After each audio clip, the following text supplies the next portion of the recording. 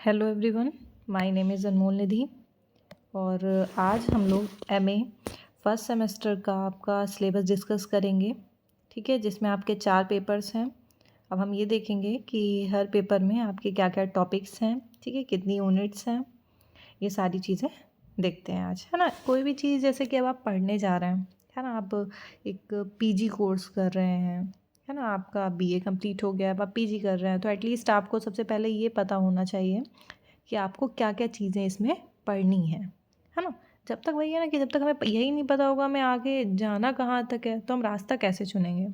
तो पहले हमें देखना है कि हमें कहाँ पहुँचना है।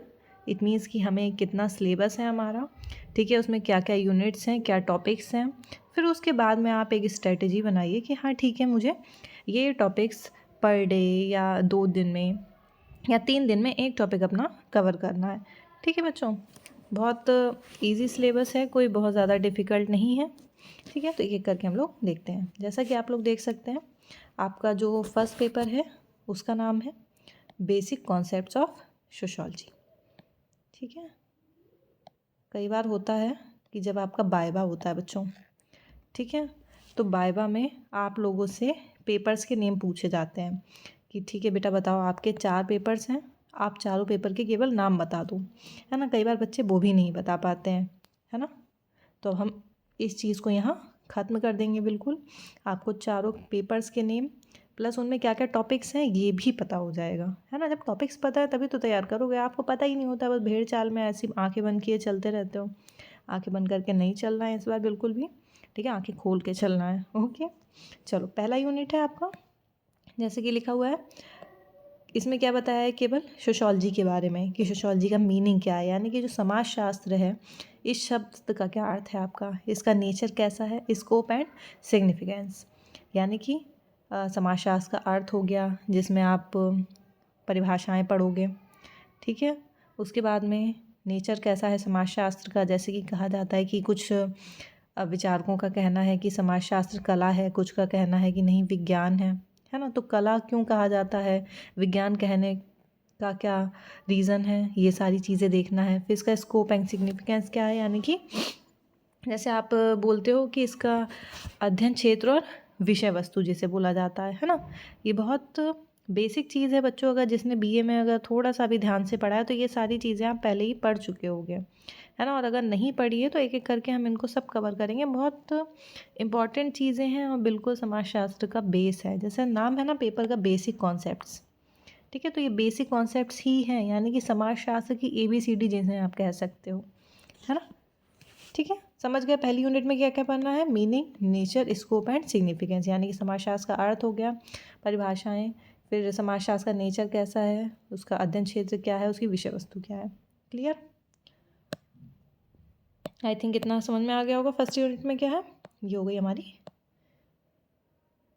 ठीक है, फिर सेकेंड यूनिट पे आते हैं। सेकेंड यूनिट में आपको क्या क्या पढ़ना है, बेसिक कॉन्सेप्ट्स पढ़ने हैं अब। इसमें पहला क्या है, सोशल स्ट्रक्चर के बारे में पढ़ना है। बहुत आसान है। सोशल स्ट्रक्चर यानी कि सोशल मीन्स सामाजिक, स्ट्रक्चर मीन्स संरचना। ठीक है, सामाजिक संरचना यानी कि जो हमारा समाज है ना, उसकी संरचना कैसे हुई है, वो कैसे बना है। जैसे घर होता है ना, घर की एक संरचना होती है ना। बिल्डिंग क्या है, घर की संरचना ही तो है पूरी। तो ऐसे ही हमारे समाज का जो ढांचा है वो कैसे बना है, समाज की संरचना कैसी बनी है। जैसे घर बनता है तो घर में ईंटें, सीमेंट, है ना, बहुत सारी चीज़ें यूज़ होती हैं, आपका रोड़ा, कंकड़, पत्थर सब यूज़ हो जाता है ना। तो ऐसे ही जो समाज की संरचना है वो कैसे बनती है, उसके ईंट पत्थर क्या चीज़ें हैं, है ना, वो सारी चीज़ें पढ़ेंगे। दूसरा है सोशल फंक्शन। अब क्या है, सोसाइटी बन तो गई, ठीक है, समाज की संरचना बन गई। अब समाज की ये संरचना काम कैसे करती, फंक्शन, फंक्शन का मतलब चलना। सोशल फंक्शन यानी समाज की जो है वो कार्य कैसे करता है, दूसरी चीज़ ये पढ़नी है, यानी कि सोशल फंक्शन के बारे में। ठीक है, तीसरा सोसाइटी, सोशल फंक्शन हो गया, यानी कि अब सोसाइटी बन गई हमारी, समाज। अब आपको एक क्वेश्चन पूछा जाता है समाज क्या है, ठीक है, तो वो चीज़ पढ़ोगे। अभी समाज शास्त्र एक अलग चीज़, समाज शास्त्र एक विषय है जो किसकी स्टडी करता है, समाज की। तो यहाँ पूछा है कि समाज क्या है, ठीक है, ये पढ़ना है। नेक्स्ट है आपका कम्युनिटी। कम्युनिटी यानी कि समुदाय, चलो लिख देते हैं एक चीज़, ठीक है। अब भाई सोसाइटी बन गई, सोसाइटी में समुदाय होते हैं, कम्युनिटी होती हैं अलग अलग। उन्होंने कहा ये कम्युनिटी क्या होता है ना, समुदाय को कैसे परिभाषित करोगे। ये क्वेश्चन बच्चों खूब पूछा जाता है आपका, जो एग्ज़ाम्स होते हैं उनमें बहुत क्वेश्चन आता है कि समुदाय क्या है बताओ, है ना। तो ये बहुत अच्छे से याद करनी है सारी चीज़ें। एसोसिएशंस के बारे में, ठीक है, समिति पढ़ते हो आप, ठीक है ना। समिति क्या है, क्वेश्चन आता है समुदाय और समिति में अंतर बताओ, ठीक। तो ये सारी चीज़ें आपको इसमें पढ़नी है। नेक्स्ट ग्रुप्स, सोशल ग्रुप्स, सामाजिक समूह क्या होते हैं। नेक्स्ट क्लास क्या होता है, क्लास यानी कि वर्ग किसे बोला जाता है ना, वर्ग क्या मतलब है इसका। एक्टिव सोसाइटी का क्या मतलब है, रिस्क सोसाइटी क्या है, उल्रिच बेक ने इसके बारे में बताया था, हम लोग पढ़ेंगे, है ना। तो active society, risk society, status and role क्या होता है, यानी कि भूमिका और परिस्थिति, यानी कि परिस्थिति और भूमिका जिसे बोला जाता है। हो सकता है नाम सुना हो बच्चों, लेकिन अब आपको ये चीज़ें भी तैयार करनी है कि आखिर ये होता क्या है, ठीक है।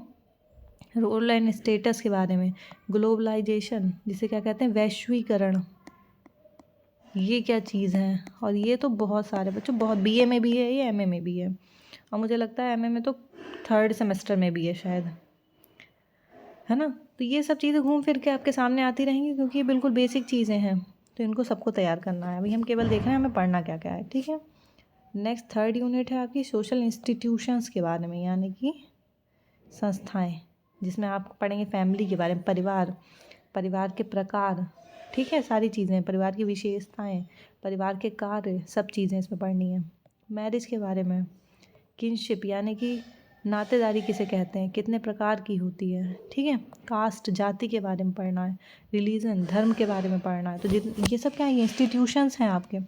पूछा जाता है ना कि परिवार क्या है, इंस्टीट्यूशन यानी कि संस्था है एक परिवार। मैरिज, रिश्तेदारी, और जाति, धर्म, ये सब क्या है, इंस्टीट्यूशंस हैं आपके, इनके बारे में पढ़ना है। 4th यूनिट है इकोनॉमिक इंस्टीट्यूशंस, आपके कौन कौन से हैं, जैसे कि मार्केट यानी कि बाजार के बारे में पढ़ना, बाजार क्या है, कितने प्रकार का है। कैपिटल यानी कि पूंजी क्या होती है। प्रॉपर्टी यानी कि संपत्ति क्या होती है। डिवीज़न ऑफ लेबर, कार्यों का विभाजन, जिसके बारे में दुर्खीम ने इसके बारे में बताया था, है ना। बाकी और भी लोगों ने बताया है, लेकिन जो हम लोग ज़्यादातर देखते हैं वो दुर्खीम के बारे में देखते हैं, है ना। बाकी और भी ऐसा नहीं, बाकी लोगों ने बताया, बाकी ने मार्क्स वगैरह नहीं बताया आपका, ठीक है। तो ये इकोनॉमिक, ये तो सोशल इंस्टीट्यूशंस के बारे में हो गया, फिर इकोनॉमिक इंस्टीट्यूशंस के बारे में हो गया। नेक्स्ट आपकी 5th यूनिट है, जो कि पेपर 1 की लास्ट यूनिट है, पॉलिटिकल इंस्टीट्यूशंस, जिसमें एलाइट, एलाइट का मतलब क्या होता है, अभिजन लोग जो होते हैं, है ना। अभिजात वर्ग का परिभ्रमण का सिद्धांत एक पढ़ा होगा पेरेटो का, है ना। तो अभिजन लोग जो होते हैं उनके बारे में, जो राजनीति में उच्च पदों पर आसीन लोग होते हैं वो पॉलिटिकल, भाई क्या कहें, पॉलिटिकल एलाइट कहलाते हैं। नेक्स्ट पावर के बारे में, शक्ति क्या होती है, अथॉरिटी, सत्ता क्या क्या होती है। ब्यूरोक्रेसी यानी कि नौकरशाही किसे कहते हैं, है ना, ये सब पढ़ना है। डिसेंट्रलाइजेशन ऑफ पावर यानी कि शक्ति का विकेंद्रीकरण, इसका क्या मतलब है। लीडरशिप, नेतृत्व क्या है। ये है आपका पेपर 1, और पेपर 1 में इतनी चीज़ें बच्चों पढ़नी है, ठीक है। कोई बहुत ज़्यादा नहीं है, अगर अपने आप भी आप इसको कोशिश करेंगे पढ़ने की, ठीक है, तो एक एक करके सब कवर हो जाएगा, ठीक है ना। बहुत इजी है फर्स्ट पेपर। नेक्स्ट देखते हैं आपका क्या क्या है। दूसरा पेपर जो है आपका, उसका क्या नाम है, सोशियोलॉजिकल थॉट, ठीक है। सेकंड पेपर का नेम है, पहला था बेसिक कॉन्सेप्ट्स ऑफ सोशियोलॉजी, और सेकंड पेपर है सोशियोलॉजिकल थॉट, ठीक है। देखो अब इसमें क्या क्या आपको पढ़ना है। इसमें कितनी यूनिट्स हैं बच्चों, 4 यूनिट दिख रही हैं, पहली, दूसरी, तीसरी और चौथी। ये भी बहुत इजी है, बिल्कुल बेस है और इम्पॉर्टेंट है, ठीक है ना। इसके एक एक करके कॉन्सेप्ट समझोगे तो बहुत मज़ा भी आएगा आप लोगों को। जैसे कि फर्स्ट यूनिट में केवल समाजशास्त्र का इमरजेंस, यानी कि समाजशास्त्र विषय कैसे आया, कहाँ आया, कब आया। कहते हैं ना फ्रांस में, यूरोप में उद्भव हुआ सबसे पहले समाजशास्त्र विषय का, है ना, यूरोप में। तो वो चीज़ हमको पढ़नी है कि यूरोप में ऐसा क्या हुआ था है ना। ऐसी क्या परिस्थितियाँ थीं जो कि एक समाजशास्त्र विषय को लाने की ज़रूरत हुई या उसका इमरजेंस हुआ, उसका उद्भव हुआ वहाँ पे, ठीक है ना। तो इमरजेंस ऑफ सोशियोलॉजी इसमें पढ़ेंगे आप लोग, समाजशास्त्र का उद्भव। अगला इंडस्ट्रियल और फ्रेंच रेवोल्यूशन क्या है, इंडस्ट्रियल यानी कि औद्योगिक, और फ्रेंच मतलब फ्रांस। तो औद्योगिक क्रांति, रेवोल्यूशन मीन्स होता है क्रांति, ठीक है। तो आप इसमें औद्योगिक क्रांति और फ्रांस की क्रांति, जो कि हम लोगों ने पढ़ा भी होगा आप लोगों ने, ठीक है, उसके बारे में पढ़ेंगे। अगला है contribution of Saint Simon. Saint Simon का क्या कॉन्ट्रीब्यूशन रहा इसमें। अगस्त कॉम्ट के बारे में पढ़ेंगे, हर्बर्ट स्पेंसर।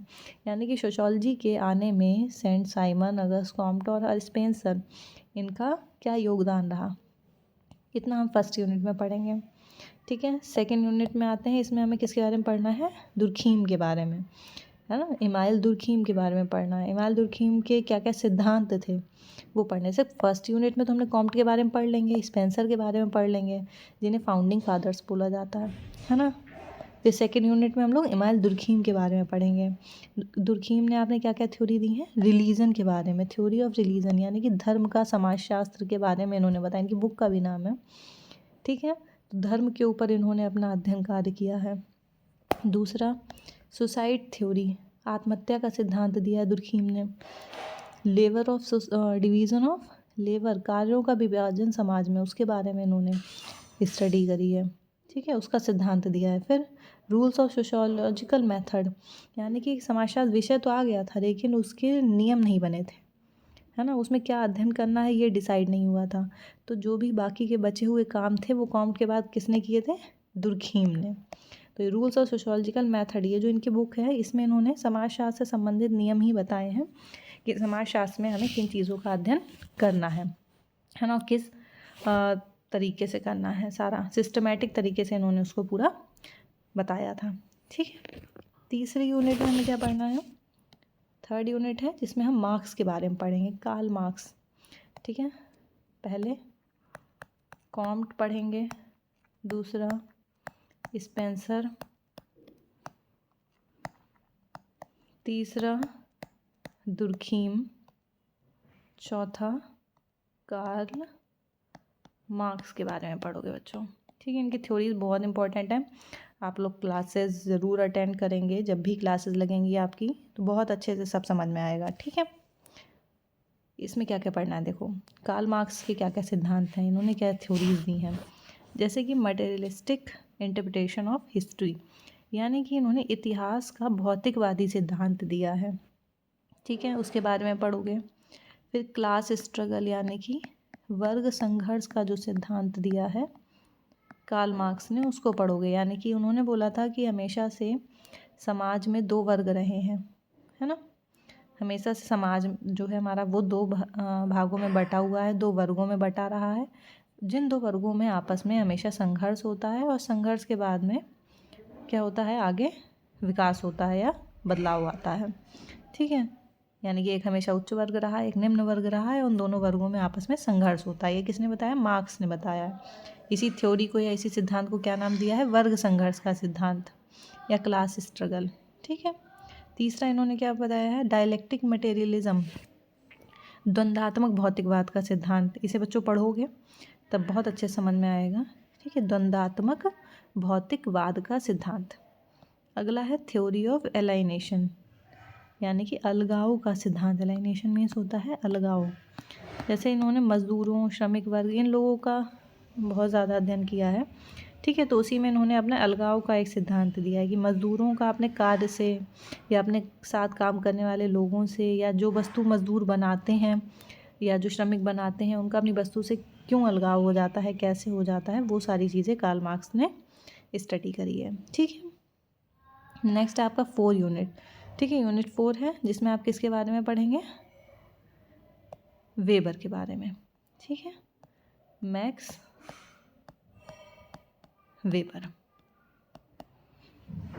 मैक्स वेबर देखो केवल इतने ही लोगों के बारे में पढ़ना है, बहुत ज़्यादा नहीं है बच्चों। अगर आप लोग रेगुलर जितने भी दिन क्लास लगे उतनी अटेंड कर लोगे तो बहुत अच्छे से समझ में आ जाएगा, ठीक है। लेकिन ये है, शर्त यही है कि हाँ अटेंड करोगे सिर्फ तब, ठीक है, वरना अपने आप जूझते रहोगे बच्चों इसमें।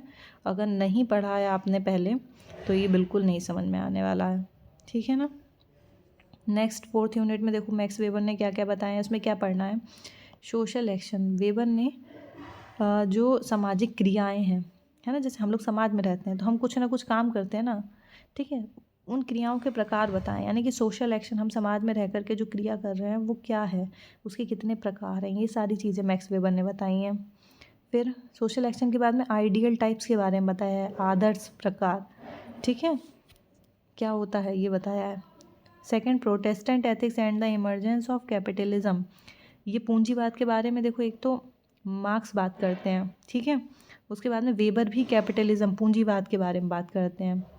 ये सभी लोग कहीं ना कहीं एक ही टाइम पीरियड के हैं सब, है ना, थोड़ा बहुत कुछ सालों का अंतर रहा होगा वरना सब लगभग उसी समय के हैं ये, है ना।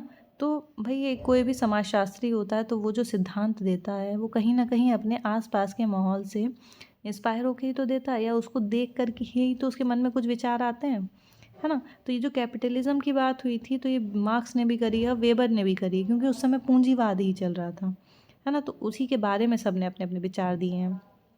तो इन्होंने Protestant ethics and the emergence of capitalism, तो ये जो प्रोटेस्टेंट क्या है, एक धर्म था, है ना, इन्होंने 6 धर्मों का अध्ययन करा था वेबर ने, और उसमें से उन्होंने देखा था कि ये जो प्रोटेस्टेंट धर्म है इसके जो आचार विचार हैं इसमें, या जो कुछ नियम हैं इस धर्म में ऐसे हैं जिस वजह से पूंजीवाद को बढ़ावा वहाँ ज़्यादा मिला जहाँ पे प्रोटेस्टेंट धर्म के लोग थे, ठीक है। तो ऐसा इन्होंने कंक्लूज़न दिया था। इनकी बुक का भी नाम है मैक्स वेबर की Protestant ethics and the spirit of capitalism, ठीक है, इसके बारे में पढ़ोगे। उसके बाद में वेबर थ्योरी ऑफ ब्यूरोक्रेसी, देखो बच्चों जो फर्स्ट पेपर है उसमें ध्यान होगा ब्यूरोक्रेसी, नौकरशाही, उसमें पढ़ना है ना, वही सेम इसमें भी आपको पढ़ना है। डिवीज़न ऑफ लेबर उसमें भी पढ़ना है, इसमें तो बहुत सारी चीज़ें आपको बच्चों कॉमन भी मिलेंगी इनमें, है ना। तो जो आप एक तैयार कर ली तो दोनों पेपर में आप लिख सकते हो अगर आ गया तो। थ्योरी ऑफ ब्यूरोक्रेसी के बारे में वेबर ने बताया है, नौकरशाही के बारे में क्या होती है, ठीक है, ये सारी चीज़ें। उसके बाद में क्लास, पावर, अथॉरिटी, ये सब फर्स्ट पेपर में भी था बच्चों, भी देखना अगर, देखो दिखाऊं, ये देखो, पावर, अथॉरिटी, क्लास, ठीक है, ये तीनों ही चीज़ें फर्स्ट पेपर में भी हैं और यही आपकी सेकंड पेपर में भी हैं, तो आप चाहो तो आपकी दोनों तैयार हो जाएंगी, है ना। वर्ग के बारे में वेबर ने बताया है, शक्ति के बारे में, सत्ता के बारे में, इनमें क्या अंतर है, ये सब चीज़ें इन्होंने बताई हैं, ठीक है। तो बहुत इसका सिलेबस भी कोई बहुत ज़्यादा बड़ा नहीं है बच्चों, कोई वास्ट सिलेबस नहीं है इस टाइम पे बहुत ज़्यादा आप लोगों का। बस ये है कि अगर थोड़ा सा रेगुलर रहोगे और पढ़ोगे तो बहुत आराम से कवर हो जाएगा और प्लस समझ में आएगा, ठीक है। नेक्स्ट है थर्ड पेपर जो है बच्चों आपका 2 पेपर हो गया। पहला था बेसिक कॉन्सेप्ट्स ऑफ सोशियोलॉजी, दूसरा हो गया सोशियोलॉजिकल थॉट, और थर्ड पेपर क्या है, सोशल रिसर्च, ठीक है। सोशल रिसर्च जिसमें कि आपकी फर्स्ट यूनिट है। फर्स्ट यूनिट क्या है, साइंटिफिक मेथड्स, यानी कि जो आप रिसर्च करते हैं, अनुसंधान जो करते हो, है ना, उसके बारे में ये पूरा थर्ड पेपर आपका। Scientific methods in social research, यानी कि आप किन किन मेथड्स का यूज़ करते हो रिसर्च करने में, उनके बारे में पढ़ोगे। ऑब्जेक्टिविटी क्या होती है, वैल्यू न्यूट्रलिटी क्या होती है, हाइपोथेसिस क्या है, रिसर्च डिज़ाइन क्या होता है, descriptive, exploratory, experimental, diagnostic sampling, types of sampling, first unit में यही सब पढ़ना। और बच्चों मुझे लगता है अगर तुमने 1 हफ्ते भी इसकी क्लास अटेंड कर ली, मैक्सिमम 1 हफ्ते बता रहे हैं, ठीक है, ये सब एक एक चीज़ समझ में आ जाएगी। बहुत ईजी है कि जब हम रिसर्च करते हैं तो हम उसमें क्या ऑब्जेक्टिविटी फॉलो करते हैं, यानी कि हमें उसमें अपने विचार नहीं, अपनी भावनाएं नहीं जोड़नी होती हैं किसी भी रिसर्च में, जो जैसा है उसका वैसा ही अध्ययन करना होता है ना। यही मतलब है वैल्यू न्यूट्रलिटी, कि हमें उसमें अपने आचार विचार नहीं जोड़ने, ठीक है ना, कि हम किस चीज़ को अच्छा समझते हैं, हम किस चीज़ को बुरा समझते हैं, उससे मतलब नहीं है, लेकिन जो चीज़ जैसी है उसका वैसा ही अध्ययन कर देना, ठीक है, ये कहलाता है वैल्यू न्यूट्रलिटी। हाइपोथेसिस क्या होता है, यानी कि उपकल्पना, जहाँ रिसर्च करते हैं तो उससे पहले अपने दिमाग में एक कुछ सोचते हैं ना, जो विचार आता है कि हाँ ठीक है अगर ऐसा ऐसा है, जो हम पहले से अपना विचार बना लेते हैं उसे कहते हैं उपकल्पना, ठीक है। हाइपोथेसिस क्या होती है ये पढ़ोगे। रिसर्च डिज़ाइन, रिसर्च करने से पहले जो आप पूरा एक खाका तैयार कर लेते हो रिसर्च का, वो कहलाता है रिसर्च डिज़ाइन, ठीक है, कि हाँ हम क्या रिसर्च करने वाले हैं, उसके क्या स्टेप्स होंगे, उसमें हम किस सैंपल कहाँ से लेंगे या कौन से सैम्पलिंग का यूज़ करेंगे। तो एक जो हम ऐसी स्ट्रक्चर बना लेते हैं अपना, है ना। अभी हमने मतलब रिसर्च स्टार्ट नहीं करी, लेकिन हम उससे पहले एक स्ट्रक्चर तो बनाते हैं कि हाँ हमें क्या क्या करना है, तो वो कहलाता है रिसर्च डिज़ाइन आपका। ठीक है, रिसर्च डिज़ाइन में डिस्क्रिप्टिव होगी, एक्सप्लेनेटरी होगी, मतलब हम एक जो हमारी रिसर्च है वो हम उसका डिस्क्रिप्शन में पूरा उसको हम रिसर्च को करेंगे, या कुछ एक्सप्लोर करना है हमें उसमें, या एक्सपेरिमेंटल रिसर्च है हमारी। ठीक है, तो ये सारी चीज़ें पढ़ेंगे। उसके बाद में टाइप्स ऑफ सैम्पलिंग, यानी कि जो हम सैंपल लेते हैं रिसर्च में, है ना कहीं से तो हम सैंपल उठाएंगे ना, है ना, रिसर्च करते टाइम। तो उसमें कौन से टाइप के सैम्पलिंग यूज़ करेंगे, कई तरह की सैम्पलिंग होती है, तो वो सब चीज़ें पढ़ोगे। उसके बाद में आपकी सेकेंड यूनिट है बच्चों टूल्स ऑफ रिसर्च। किन किन हम रिसर्च करते समय किन किन टूल्स का यूज़ करेंगे। जैसे कि अब हम कहीं से डेटा लेना होता है हमको, है ना, तो उसमें हम इंटरव्यू लेंगे उस बंदे का, या क्वेश्चनर बनाएंगे, या रिपोर्ट करेंगे। ठीक है, रिपोर्ट बिल्डिंग करेंगे, तो ये सारी चीज़ें हैं, ये सब पढ़ोगे। फिर पायलट स्टडी क्या होती है आपकी, इसको पढ़ोगे। स्केलिंग टेक्निक क्या है, क्वालिटेटिव और क्वांटिटेटिव डेटा क्या होता है। ठीक है, सेकेंड यूनिट में वही सारी चीज़ें। फिर आपका है थर्ड यूनिट में मेथड्स ऑफ डेटा कलेक्शन। क्या क्या जो डेटा हम कलेक्ट करते हैं अपनी रिसर्च के टाइम पे, उसके क्या क्या मेथड हैं। क्वालिटेटिव रिसर्च मेथड क्या होता है, ऑब्जर्वेशन क्या होता है, इंटरव्यू एंड केस स्टडी। तो इन सब चीज़ की आपको क्वेश्चन मान लो पूछ लिया, केस स्टडी क्या होती है, कैसे बताओगे जब तक पढ़ा नहीं है। केवल बच्चों बहुत छोटा पेपर है ना, एक हफ्ते में बहुत आराम से अगर अटेंड कर ली क्लास तो सब कवर हो जाएगा आपका। तो इस तरीके से आपके इसमें 3 यूनिट्स हैं, तो बहुत ज़्यादा नहीं है बच्चों, अच्छे से पढ़ोगे तो कवर हो जाएगा। ठीक है, लास्ट एंड नेक्स्ट आपका है पेपर, फोर्थ पेपर है सोशोलॉजी ऑफ लॉ, जो कि आपका ऑप्शनल है। ऑप्शनल नहीं है, मतलब उसमें कई सारे ऑप्शंस आते हैं जिसमें से आपने सोशोलॉजी ऑफ लॉ चूज़ करा होगा। ठीक है ना बेटा, इसमें देखो केवल 5 यूनिट्स हैं, बहुत आसान है, अगर पढ़ लिया कायदे से बहुत अच्छे मार्क्स मिलते हैं इसमें। ठीक है, सबसे पहले what is sociology of law, यही सीखना है आपका कि समाज कानून का समाजशास्त्र है क्या। फर्स्ट यूनिट में सिर्फ इतना पढ़ना है। सेकेंड यूनिट है आपकी sociology of law and punishment. Durkheim ने भी कानून के बारे में बात करी। तो दुर्खीम ने अपना सिद्धांत दिया था, तो उसमें एक उन्होंने दमनकारी और प्रतिकारी कानून के बारे में बात करी है ना, कि जो आधुनिक समाज है और जो हमारा प्रारंभिक समाज था उनमें 2 प्रकार के कानून बताए हैं। तो उन्होंने कहा आज के समय में कैसा कानून है, पहले कैसा कानून था। ठीक है, उसके बारे में बताया है। तो उनके 2 नाम हैं आपका, दमनकारी और प्रतिकारी कानून। तो वो आप पढ़ोगे, दुर्खीम ने जो थ्योरी दी है। तीसरा है कॉन्फ्लिक्ट थ्योरी, यानी कि जो मार्क्स थे हमारे वो द्वंद्व, है ना, संघर्षवादी विचारक कहे जाते हैं, तो इनकी कॉन्फ्लिक्ट थ्योरी आप पढ़ोगे। फोर्थ में weber sociology of law and punishment, weber ने अपना जो कानून का समाजशास्त्र के बारे में बताया है, दंड के बारे में जो बताया है वो पढ़ोगे। फिफ्थ यूनिट में फेमिनिज्म क्या है, यानी कि नारीवाद क्या होता है, फैमिली एंड दी लॉ, यानी कि फेमिनिज्म से रिलेटेड क्या कानून है, परिवार से संबंधित क्या कानून है, उन सब कानूनों के बारे में आप लोग पढ़ोगे। ठीक है, ख़त्म। अब आई थिंक समझ में आ गया होगा आप लोगों के कि आपके 4 पेपर कौन कौन से हैं, उनमें क्या क्या सिलेबस है और आपको क्या क्या पढ़ना है। ठीक है, कोई भी प्रॉब्लम आती है मुझे बताओ, या डिपार्टमेंट में जिसको भी आप चाहो, जो भी लगता है आप सॉल्व, जिससे भी आप बात कर सकते हो, किसी भी टीचर से अपने। ठीक है, उनसे अपनी हेल्प लो। ठीक है, जो जिस पेपर का है उसके बारे में उससे पूछो, है ना। मटेरियल कलेक्ट करो, अपना बुक्स लेके आओ, है ना। थोड़ा सा इंटरेस्ट बच्चों जगाओ पढ़ने के बारे में। पढ़ रहे हो तो अच्छे से पढ़ो एकदम, है ना, कानापूर्ति नहीं करनी है बिल्कुल। आप जो पढ़ रहे हो उसके बारे में एटलीस्ट आपको पता होना चाहिए। ठीक है, आई थिंक समझ में आ गया होगा आपको, है ना। चलो, और कोई प्रॉब्लम होती है तो मुझे कमेंट्स में बताओ, चाहे मैसेज कर दो, जैसे चाहो आप लोग। ओके बच्चों, चलो, God bless you and thank you.